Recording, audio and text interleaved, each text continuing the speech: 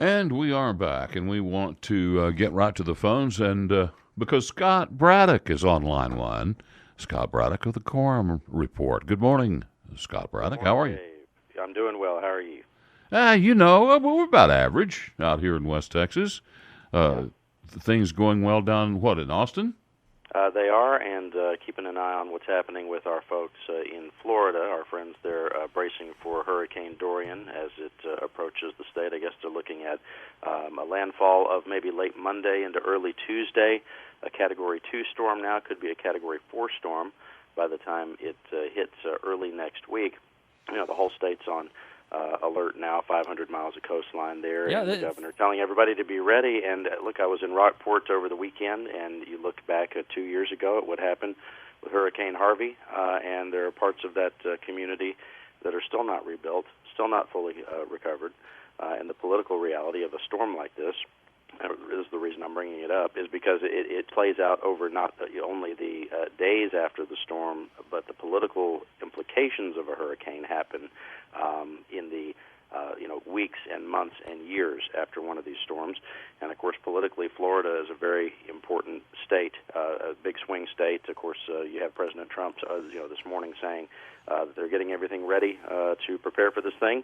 And a lot of times, whether fair or not, the people who are in the White House, the people who are in charge of those states, can be held politically accountable for how it goes in the aftermath. So now, Scott, the funny thing about this hurricane that I've noticed is they can't predict where it's going to hit. Right.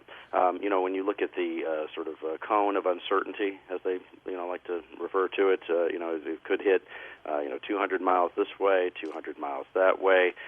These storms have a mind of their own. When I was working at KTRH in Houston years ago, going back to 2005, we were looking at Hurricane Katrina as something that could possibly be, en route to hit Houston. It ended up hitting New Orleans and Mississippi, in a horrendous way.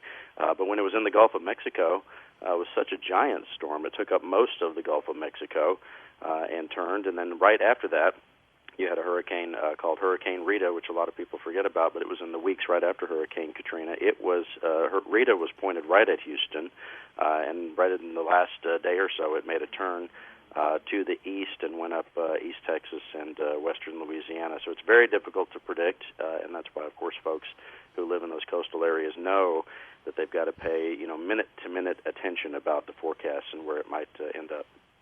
So now the hurricane, I think, is the big news nationally, but Sure. Something that's popped up, and I did not think this was going to happen, but both Beto O'Rourke and Julian Castro both ended up making the Democrat primary debate.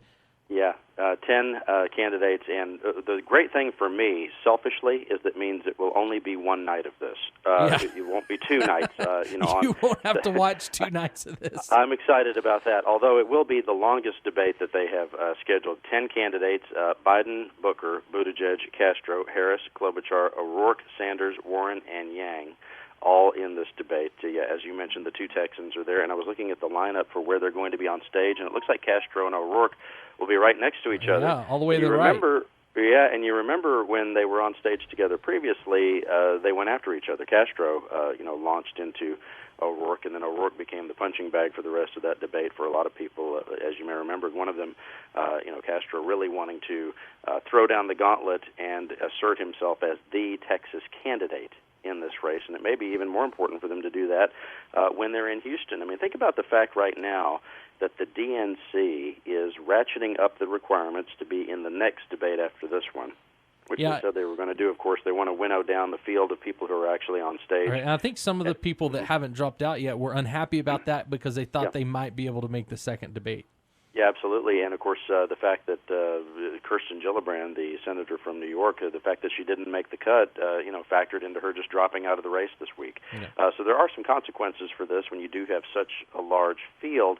But what I would think is that some of these candidates might want to be thinking about, cutting some deals going into Houston, because guess what? If you look at their polls, some of these folks who are just over 2% in the polls might be able to offer something to one of the more top-tier candidates as far as, hey, look, let's do it. I'll go after so-and-so. I'll go after O'Rourke, or I'll go after Yang, or I'll go after whoever you want. maybe in exchange for a cabinet position or being considered for vice president, something like that.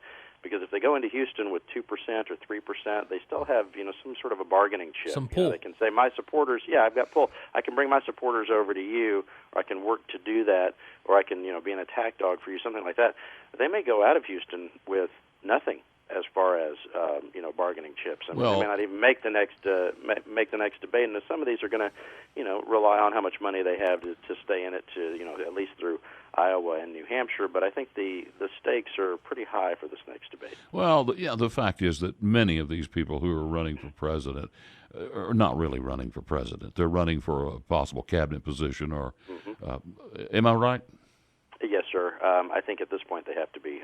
Not everybody is going to be truly in the White House or bust mode. I think it certainly seems like O'Rourke is, and I think that has more to do with the fact that, as we've talked about here on KFYO, I think he's under some family pressure to, either become president or retire from politics. And the way that why do you say that? Well, it's my understanding, based on a lot of what I've heard. Yeah, based on reporting out of El Paso, that his family, specifically his wife and father-in-law, are not thrilled with him continuing in politics. And it was well known, sort of open secret, that he was going to do 3 terms in Congress and then retire from politics, come back to El Paso, and as they didn't like living in the glass house. Spend more time with their family. That's right. Spend more time with the family. But that was apparently that was their agreement from the beginning. He was going to do 3 terms in Congress and then call it quits. Then, of course, you had that Senate race where he just sort of caught fire last year, and I don't think even they predicted that. So it's sort of similar to the way some folks talk about President Trump. Maybe he didn't really think he was going to win the White House. You do have a lot of people who say, well, look, maybe O'Rourke didn't really know that his campaign was going to take off the way that it did and get the attention of so many people, and that he would now be running for president. So Beto O'Rourke came out for gun confiscation over the last week or so. Has that helped him at all? I mean, or has that hurt him? I'm not sure. I mean, O'Rourke is really trying to, get some attention in this crowded field. The field becoming less crowded, as we mentioned. But look, it's sort of Joe Biden as the more moderate candidate here against everyone else who's trying to be as liberal as they can be, just about, except for maybe the governor of Montana. And John Hickenlooper, the former governor of Colorado, had sort of also been speaking out as a more moderate candidate. The rest of them trying to out-liberal each other, and that's what happens in one of these fields where you've got the energy of the Democratic Party really with the more far-left wing of the party. I was thinking about this, over the last few days. I was talking with some folks here in Austin about the idea that Biden, 2 things true at once. Biden can be the, quote, most popular Democrat running right now, but that's also not where the energy of the party is.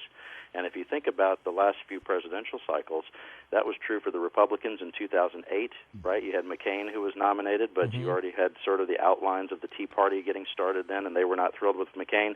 He was nominated, and he lost, right? Same thing with Romney in 2012. He was the most popular Republican, but the energy of the party was definitely with the Tea Party folks at that point.